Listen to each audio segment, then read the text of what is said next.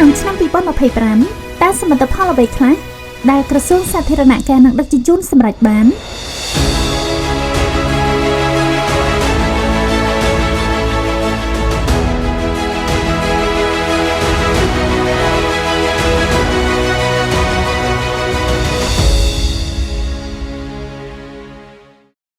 ជំរុញការសិក្សាបើកការដ្ឋាននិងសម្ពោធឲ្យបានច្រើនជាពិសេសហេដ្ឋារចនាសម្ព័ន្ធនេះដើម្បីយើងបញ្ជាក់តែម្ដងបានផលជូនប្រជាពលរដ្ឋក្រោមការដឹកនាំដ៏ឆ្លៀវវៃរបស់សម្ដេចមហាបវរធិបតីហ៊ុនម៉ាណែតនាយករដ្ឋមន្ត្រីនៃព្រះរាជាណាចក្រកម្ពុជានិងស្របតាមការអនុវត្តគោលនយោបាយដែលក្រសួងសាធារណការនិងដឹកជញ្ជូនបានកំណត់គឺការលើកកម្ពស់ការផ្តល់សេវាដឹកជញ្ជូនគ្រប់ប្រភេទនិងការលើកកម្ពស់ការតភ្ជាប់ប្រព័ន្ធដឹកជញ្ជូនអន្តរមធ្យោបាយ Logistics និងការអភិវឌ្ឍហេដ្ឋារចនាសម្ព័ន្ធដឹកជញ្ជូនដែលធ្វើឲ្យវិស័យសាធារណការនិងដឹកជញ្ជូនសម្រេចបានសមិទ្ធផលជាច្រើនគួរឲ្យកត់សម្គាល់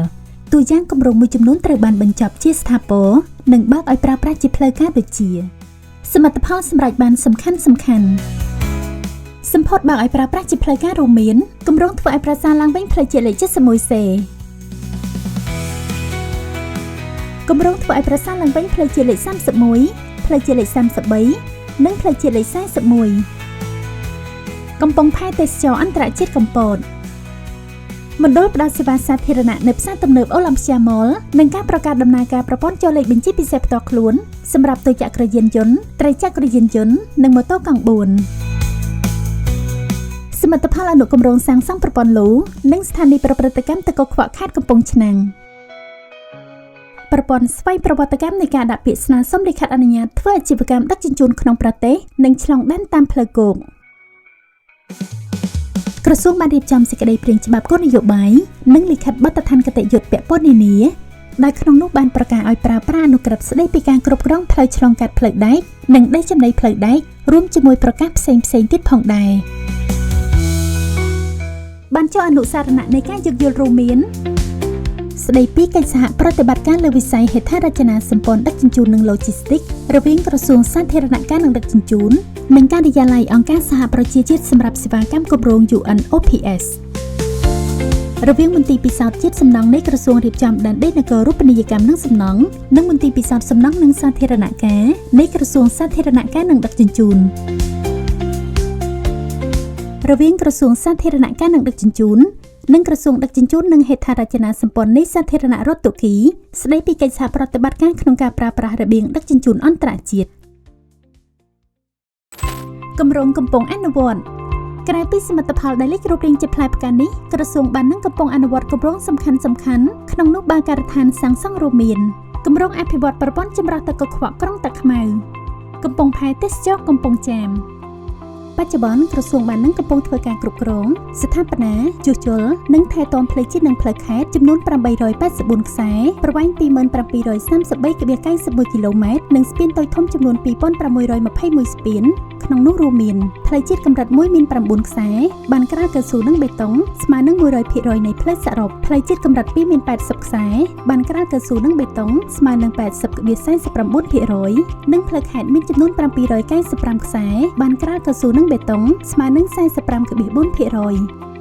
ក្រសួងបានបញ្ចប់គម្រោងសាងសង់ហេដ្ឋារចនាសម្ព័ន្ធផ្លូវថ្នល់ចំនួន6គម្រោងក្រុមសម្ពោធបើកឲ្យប្រើប្រាស់ជាផ្លូវការនាពេលសមស្របខាងមុខរួមមាន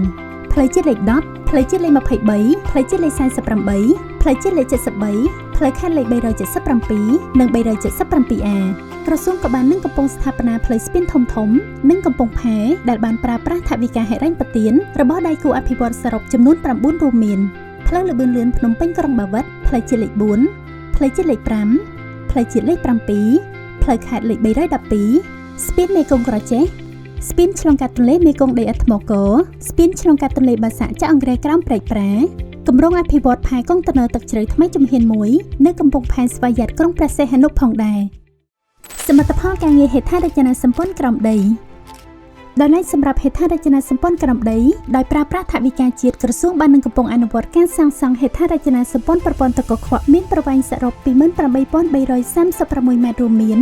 គម្រោងវិនិយោគបន្ទាន់លើហេដ្ឋារចនាសម្ព័ន្ធប្រព័ន្ធលូនិងប្រព័ន្ធរំដោះទឹកសម្រាប់បញ្ជាការជន់លិចក្នុងភូមិសាស្ត្ររាជធានីភ្នំពេញប្រវែងសរុប 13,750 ម៉ែត្រសម្រាប់បាន 100% សាងសង់ថ្មីបណ្ដាញលូគ្រប់ប្រភេទប្រវែងសរុប 14,586 ម៉ែត្រសម្រាប់បាន 95.54%បាននឹងកំពុងអនុវត្តគម្រោងសាងសង់ហេដ្ឋារចនាសម្ព័ន្ធប្រព័ន្ធទឹកកខ្វក់ចំនួន 7 គម្រោងដោយប្រើប្រាស់ថវិកាហិរញ្ញប្បទានដៃគូអភិវឌ្ឍន៍រួមមានសាងសង់ថ្មីបណ្ដាញលូគ្រប់ប្រភេទប្រវែងសរុប 973,260 ម៉ែត្រសម្រាប់បាន 98.30%សាងសង់ថ្មីស្ថានីយ៍ប្រព្រឹត្តកម្មទឹកកខ្វក់ចំនួន 12 កន្លែងសម្រាប់បាន 98.40%សាងសង់ថ្មីទីលានទុកដាក់សម្រាមចំនួន 12 កន្លែងសម្រាប់បាន 99%គម្រោងអភិវឌ្ឍក្រុងគួរឲ្យចង់រស់នៅក្នុងក្រុងបាវិតគម្រោងលើកកម្ពស់ការផ្គត់ផ្គង់ទឹកស្អាតនិងអនាម័យនៅក្នុងក្រុងសៀមរាបសម្រាប់បាន 97.89%គម្រោងកែលម្អស្ទឹងសៀមរាបជំហាន 2 ក្នុងក្រុងសៀមរាបប្រវែង 4.6 គីឡូម៉ែត្រសម្រាប់បាន 100%គម្រោងអភិវឌ្ឍប្រព័ន្ធចម្រោះទឹកកខ្វក់នៅក្នុងក្រុងតាខ្មៅសម្រាប់បាន 15.50%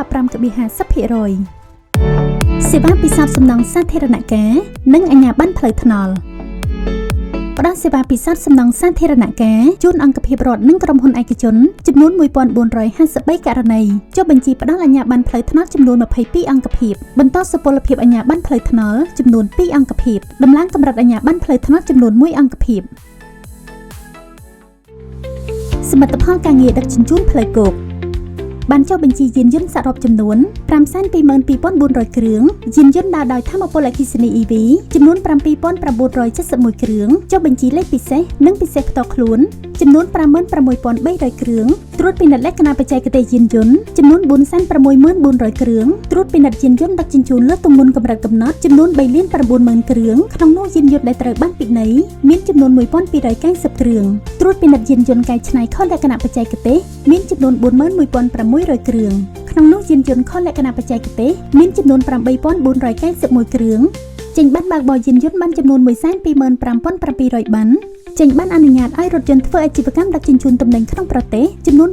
71,700 បានរៀបចំពិធីប្រកាសដាក់ឲ្យអនុវត្តសាកល្បងលើការកែលម្អរថយន្តដឹកជញ្ជូនកម្មករនិយោជិតឲ្យកាន់តែមានផាសុកភាពនិងសុវត្ថិភាពនិងត្រួតពិនិត្យលក្ខណៈបច្ចេកទេសរថយន្តដឹកជញ្ជូនកម្មករនិយោជិតខេត្តស្វាយរៀងសមិទ្ធផលការងារដឹកជញ្ជូនផ្លូវទឹកផ្លូវសមុទ្រនិងកំពង់ផែ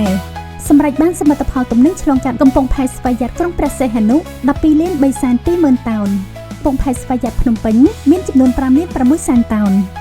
ក្នុងនោះក្រសួងក៏បានចុះបញ្ជីនាវាសមុទ្រចំនួន 10 គ្រឿងនិងនាវាផ្លូវទឹកចំនួន 2 គ្រឿងផងដែរសមិទ្ធផលការងារដឹកជញ្ជូនផ្លូវដែកក្នុងឆ្នាំ 2025 ទំនិញចំនួន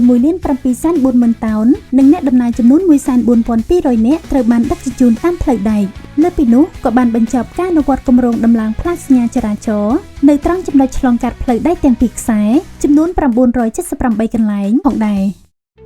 ការងារធ្វើទំនើបកម្មប្រព័ន្ធគ្រប់គ្រងផ្ទៃក្នុងនិងការផ្តល់សេវាប្រព័ន្ធបច្ចេកវិទ្យាបានបញ្ចប់ការអភិវឌ្ឍប្រព័ន្ធបច្ចេកវិទ្យា Digital ដែលបានដាក់ឲ្យប្រើប្រាស់ប្រព័ន្ធគ្រប់គ្រងការវិនិយោគសាធារណៈក្នុងវិស័យសាធារណការនិងដឹកជញ្ជូននិងប្រព័ន្ធគ្រប់គ្រងឯកសារបច្ចេកទេសដើម្បីរក្សាទុកនូវរាល់ឯកសារនិងទិន្នន័យគម្រោងហេដ្ឋារចនាសម្ព័ន្ធដឹកជញ្ជូនសម្រាប់ជាកំណត់ត្រាផ្លូវថ្នល់បានបញ្ចប់ការអភិវឌ្ឍប្រព័ន្ធបច្ចេកវិទ្យា Digital បន្ថែមរួមមានប្រព័ន្ធ Panolica Project Dashboard ចំនួន 1សម្រាប់គ្រប់គ្រងនិងតាមដានការអនុវត្តគម្រោងហេដ្ឋារចនាសម្ព័ន្ធដឹកជញ្ជូនអភិវឌ្ឍមុខងារបន្តសុពលភាពឈាកតាមរយៈគ្រឹះស្ថានហិរញ្ញវត្ថុនិងធនាគារដៃគូអភិវឌ្ឍប្រព័ន្ធវិក័យប័ត្រ Digital MPWT Digital Invoice និងប្រព័ន្ធគ្រប់គ្រងទិន្នន័យនិងលំហូរឯកសាររដ្ឋបាល DMS បាននឹងកំពុងបន្តជំរុញការអភិវឌ្ឍប្រព័ន្ធបច្ចេកវិទ្យា Digital បន្ថែមរួមមានប្រព័ន្ធតាមដានត្រួតពិនិត្យនិងវិតម្លៃសមិទ្ធកម្មផែនការសកម្មភាពអាទិភាពរបស់ក្រសួងប្រព័ន្ធគ្រប់គ្រងហេដ្ឋារចនាសម្ព័ន្ធសំណង់សាធារណការប្រព័ន្ធថ្នល់ផ្ទៀងផ្ទាត់ឯកសារ verify.gov.kh ព្រមទាំងហេដ្ឋារចនាសម្ព័ន្ធនឹងការតភ្ជាប់អ៊ីនធឺណិតនិងវគ្គបណ្ដុះបណ្ដាលជំនាញ Digital ជូនដល់មន្ត្រីរាជការក្រសួងតាមរយៈការចុះហត្ថលេខាលើអនុសារណៈនៃការយោគយល់រវាងក្រសួងសាធារណការនិងដឹកជញ្ជូនជាមួយក្រសួងប្រៃសណីនិងទូរគមនាគមន៍សមិទ្ធផលការងារផលិតនិងផ្សព្វផ្សាយបានផលិតនិងផ្សព្វផ្សាយអំពីសមិទ្ធផលអប់រំសេវាសាធារណៈនិងសកម្មភាពការងារសំខាន់ៗក្នុងវិស័យសាធារណការនិងដឹកជញ្ជូនតាមរយៈបណ្ដាញសង្គមរួមមានផលិតវីដេអូផ្សព្វផ្សាយចំនួន209វីដេអូ និងផ្សព្វផ្សាយមាតិកាចំនួន 2203 មាតិកាស្របជាមួយគ្នាផងដែរក្រសួងបានធ្វើការប្រឹក្សាយោបល់ផ្ដល់ព័ត៌មាននិងដោះស្រាយបញ្ហាជូនប្រជាពលរដ្ឋតាមរយៈ Hotline 1275និងមកជួបផ្ទាល់នៅមណ្ឌលផ្ដល់សេវាសាធារណៈចំនួន 7308 ករណីនិងបានឆ្លើយតបនិងដោះស្រាយមតិយោបល់ប្រជាពលរដ្ឋតាមបណ្ដាញផ្សព្វផ្សាយផ្លូវការរបស់ក្រសួងចំនួន 25239 ករណីសមិទ្ធផលការងារវិទ្យាស្ថានតេជោសានសាធារណការនិងដឹកជញ្ជូនបាននឹងកំពុងបណ្ដុះបណ្ដាលនិស្សិតចំនួន518នាក់និស្សិតបានបញ្ចប់ការសិក្សាមានចំនួន139នាក់ទន្ទឹមនឹងនេះក្រសួងក៏បានយកចិត្តទុកដាក់គាំទ្រនិងជំរុញការអភិវឌ្ឍធនធានមនុស្សហេដ្ឋារចនាសម្ព័ន្ធផ្លូវថ្នល់និងបច្ចេកវិទ្យាដើម្បីបន្ស៊ីចក្ខុវិស័យមាគ៌ានយោបាយនិងយុទ្ធសាស្ត្របញ្ចកោណដំណាក់កាលទី1របស់រាជរដ្ឋាភិបាលដែលកំណត់អាទិភាពគន្លឹះចំនួន5គឺមនុស្សផ្លូវទឹកភ្លើងនិងបច្ចេកវិទ្យា